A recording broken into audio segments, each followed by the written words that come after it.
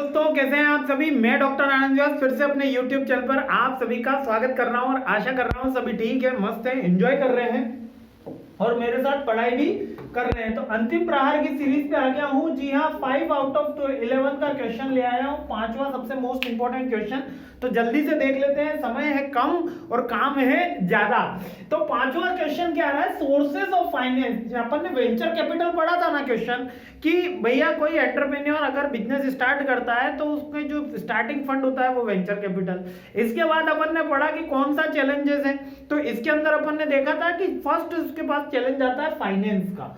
अब उसके लिए उसके पास कौन कौन से अस्त्र शस्त्र होते हैं, मतलब कि वो कहां से पैसे की जुगाड़ कर सकता है, ये क्वेश्चन बार बार एग्जाम में पूछा जाता है कि explain the sources of the finance, की ये फाइनेंस की जो व्यवस्था है कोई एंटरप्रेन्योर है वो कहां से कर सकता है। सबसे पहला और प्राइम सोर्स होता है इसमें सेल्फ फाइनेंस का। कौन सा होता है, सेल्फ फाइनेंस का, यानी कि वो व्यक्ति खुद घर से पैसे लेकर आता है, हाउस होल्ड से पैसे लेकर आता है, वो कहलाता है इसका फर्स्ट सोर्स। मतलब सोर्सेज मतलब कि कहां कहां से पैसा आ सकता है।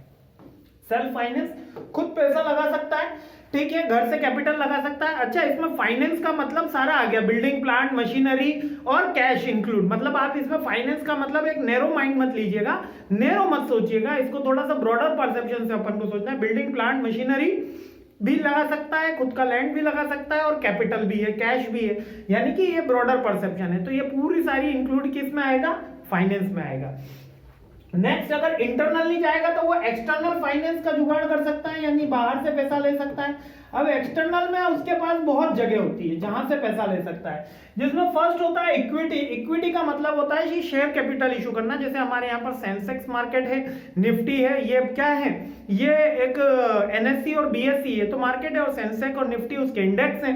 ये क्या है, मतलब कि शेयर मार्केट में वो आईपीओ लॉन्च कर सकता है, वो पब्लिक से इक्विटी शेयर के थ्रू पैसा ले सकता है, वो डिबेंचर इशू कर सकता है। फाइनेंस वाले सभी जानते हैं, नॉन फाइनेंस वालों को बता देता हूं। एक लेटर होता है जिसमें कंपनी अनाउंसमेंट करती है कि हमें डिबेंचर दीजिए, वो 1000 रुपीज का डिबेंचर है और हम आप उसको 6% ब्याज पे देंगे। जैसे उधार पे देना होता है तो अपन अपने दोस्त को देते हैं तो बदले में वो कुछ नहीं देता है, पर जब हम कंपनी को उधार देते हैं तो वो डिबेंचर नाम का एक लेटर देती है कि इनसे हमने इतना उधार लिया है, हम इनको इतने % रेट से डिबेंचर का पेमेंट करेंगे, इंटरेस्ट देंगे और 5 साल 10 साल बाद इनका फाइनल पेमेंट कर देंगे, जिसको रिडम्पशन ऑफ डिबेंचर बोलते हैं।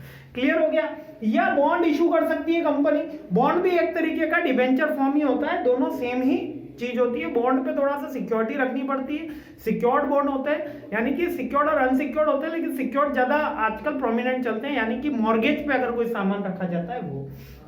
नेक्स्ट, पब्लिक डिपॉजिट से वो पैसा ले सकता है। अब ये पब्लिक डिपॉजिट और इक्विटी वैसे तो इक्वली होते हैं। पब्लिक से पैसा लेना यानी कि क्राउड फंडिंग करना, ठीक है। लोन ले सकता है वो बैंक से, यानी कि बैंक से वो लोन ले सकता है। अब वो इंडस्ट्रियल लोन ले सकता है या पर्सनल लोन ले सकता है। और आजकल तो मोदी साहब ने बहुत सारी योजनाएं लागू कर रखी है एंटरप्रेन्योरशिप की। कोई भी 2-3 योजनाएं याद करके जाना, इसके अंदर एक ना एक योजना का नाम जरूर लिखना है। मैनेजिंग एजेंसी, यानी कि जो एमएसएमई की एजेंसी है, या अगर अपन एग्रीकल्चर सेक्टर में जाते हैं तो नाबार्ड है, या और कोई एंटरप्रेन्योरशिप के लिए कोई फंड बना रखा है, या स्किल इंडिया के लिए कोई फंड बना रखा है, वहां से भी आपको फंडिंग मिल जाती है। या मुद्रा योजना, जैसे कि इसमें लोन फ्रॉम बैंक में मैंने आपको एक योजना का नाम बताया, मुद्रा योजना। और फॉरेन से, यानी कि एफडी, फॉरेन डायरेक्ट इन्वेस्टमेंट के थ्रू भी वो पैसा ले सकता है, यानी विदेशी कंपनियों से भी वो पैसा ले सकता है। सबका प्रोसेस अलग अलग है। अपने यहाँ पर इनोवेशन एंड एंटरप्रेन्योरशिप सब्जेक्ट के अंदर केवल सोर्सेज हैं। जब हम इंटरनेशनल बिजनेस में जाते हैं तब इसका प्रोसेस भी आता है। तो अभी तो अपन को क्या याद रखना है कि सोर्सेज क्या होंगे, इंटरनल और एक्सटर्नल होंगे।